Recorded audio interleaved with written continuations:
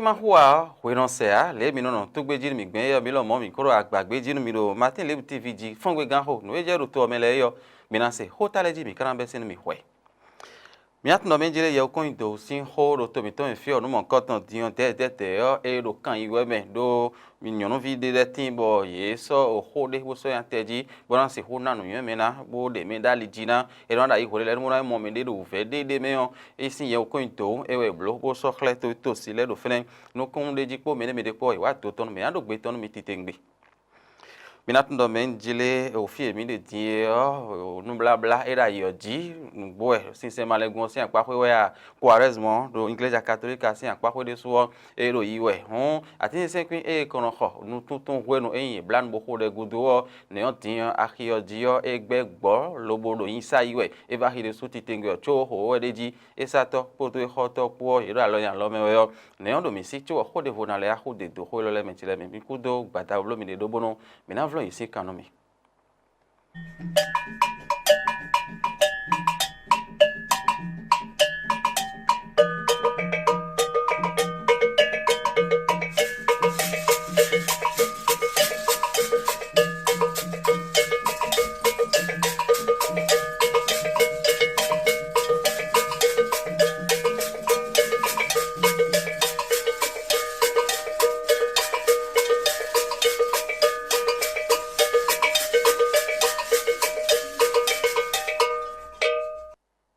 Bo mo jewe ena no igbon ho tegbe anu kan bi okwi jiwe mi besin do nu wa ye jiwe me chele mi atundo menjele eindo e ro nu bla bla ho do we ro to me yon nu e ko yin ajo sinu teme bo eno do hu do ton bo no so inu kon ho no ro ye ho me ton ha ya bi ro nu bla we yo ne le yo e sa to le no ko deji gba me unu mo ko ton kono si fi no ho de kulo ton gano ken kulo le si mo na vo sa yo ya ye me no do bo no mo ho sa we ya ete o kono si bo akwa kono je nu mo ko ton la dio me blo do ban de lobo he otin yi ahi e ron sa tin sen leji ne kagben bo e ro e ko do no bla bla ho do yo atin sen enele e no verso inu pepe ye we ha ho na bi no bla bla ho no do kura re mo ho no yo e no va hi aji yo ye na din le mi na kon Ronaldo mo je me ho gan le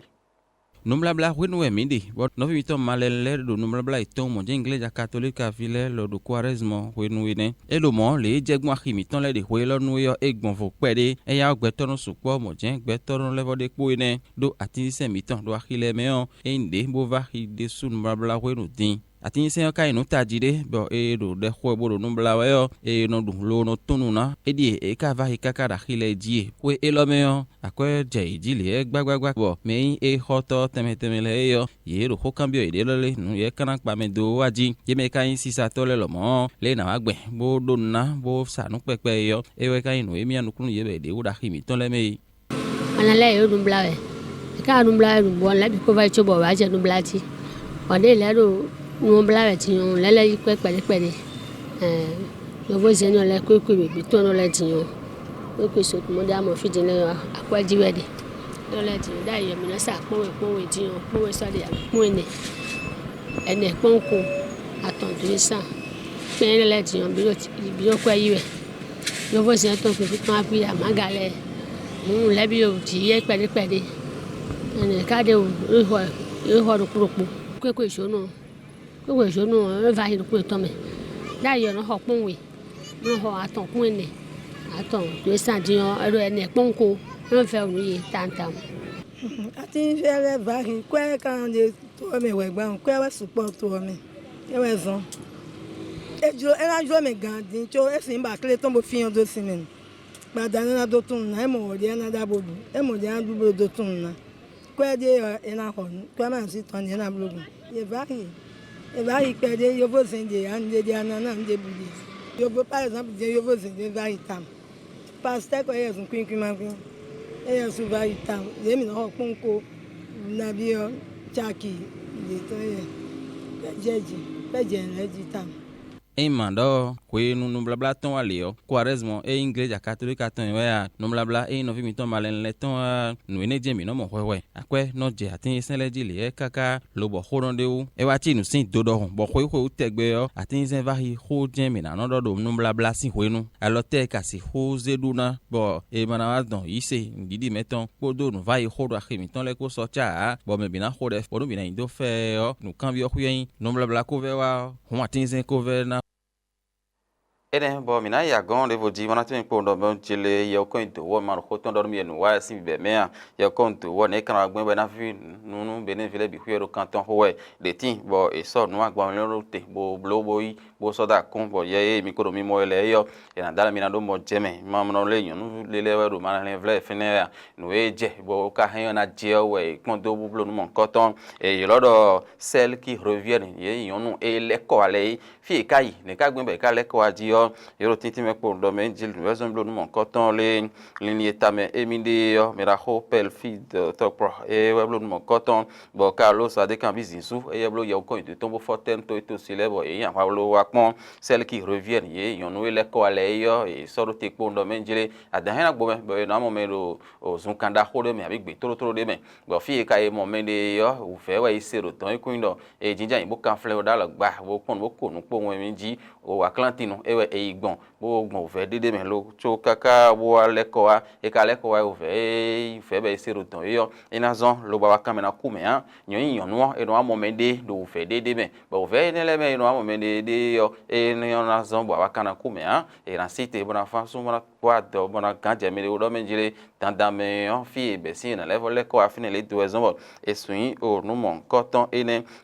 ye me wa bo go si fide bo wa no mon coton si do me le yo e su po de su ti tengben bo ye me to no mon coton le Carlos ade kan business so e un blo ye un ko do no mon coton ton eti me po no me jire nu ta jire su yin me bo ye yon nu le yo ye do lo e mo me de jindo e fi me bo so do pe tro me fi lo me de don be no o fe no bo no atlantino bo se o fe ve de ton do adu kun kaka lo le ko ale ende bo fe no me de so e hen e don do no ye fe no me yo e wa yin o do kaka de jin do no attends ene la ho ple do fene yo e so yin do o 3 fois au féminin yon lewe bo azon aton di yo e we no atan gboye do zenzen etede ene le bi kuiji bo do ne do ezon bo blo yon ko into ene fugenso amonso e mon yo ko into sian no ato yin ti me ko do menjire no mi pon de vinu mi ne su ble hwaido e mi me bo mi do ye ti yon mi na hen mi na do sisi fonun o ye me yin o yon le do fe de ti bo no si do fene fe chubo e don den de ji e do ene on o si belin de Souza e chaka no ti to me ene le bi hui do fene elo mo e horo fin ti me no le kaka ba e doro o no mo coton blo le atonji e we na blo do benjin o hoero yon si ba hen na do e we e khale do le hen na dukan bo ton si ouvert ton me pro ti to me hen na blo kaka bo no mo coton na kloko e tede ene le bi hui ji do fene bo do so ido o me na Carlos ele le ko bo le no mo coton bo atonji na blo do me ho yon hen na do ouvert hen na se o ya e no do yon do fine bo do ouvert yon no se yon no vivu mi ton le de so ouvert no se ne le bi hui yole ele bi huyo o no e fo bo ha teji bo blo ji ton bo me bi abo apon yo e we de khle de jin no isi belin e lo le ko a de vo le ti me po do benjile no gbo e do ran do to yo no ho de le nun do sin ho ndi e ko ya gba le mon koton bo ma wa blo bo ada ko ada lo e do akwesi ale dun mo je mede wa no te pon e do akwesi ale dun bo e zon bo e do le lin 3 fois féminin on ton bo ton to benjile na lo mon koton bo na je hungbe bo na je gangbe de jin William Kojo e kan don do ada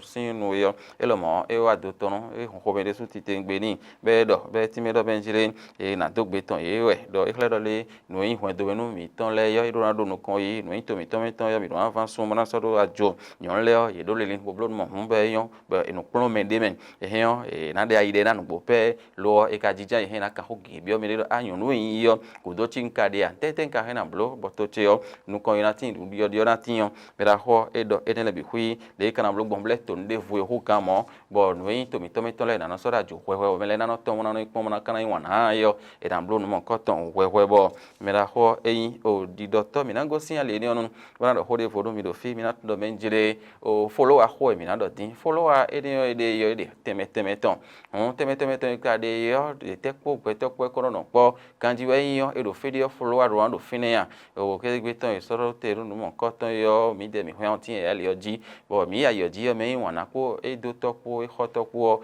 mi kan ho bi yo me de de follow a da gbe te ka de me anji yo me ra ho tere ji mi na pon yele